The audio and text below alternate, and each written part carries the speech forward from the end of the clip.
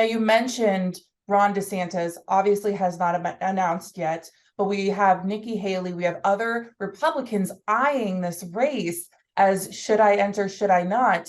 Now, how do you think that this will change the campaign tone among those other candidates? Like, are they going to be using this in their campaign tactics against Trump? They really can't.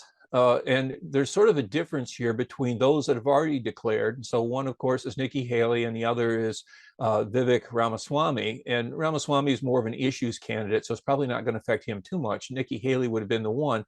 But other candidates that we're expecting to get in, whether it's DeSantis or former Vice President Pence or Pompeo or somebody else, they have to be very careful about this. Now, again, some of the people that are waiting were, as I had indicated in previous interviews, that basically it's like circling the pool to see how cold the water is. In other words, whether it's right to get into the race in some way. This may cause them even greater pause, because if they get in, and even if they don't get in, one of the questions that's undoubtedly going to be asked of them is, well, what do you think of the indictment? What are you going to do about this? And any Republican that basically says, oh yes, Trump should have been indicted, this is terrible, he should go to jail, they're not going to get any support, any Republican support, beyond maybe a couple of percentage points at best. So they can't really criticize, they have to criticize the indictment. They can't really criticize Trump under these circumstances.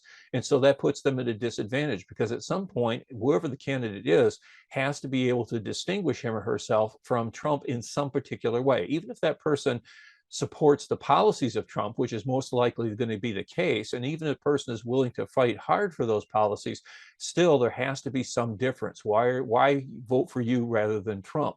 And so it was going to be a tough line to walk even before this. And now, because you're going to have even more problems in terms of you have to express support for if not support for Trump, at least opposition to the political nature of this indictment.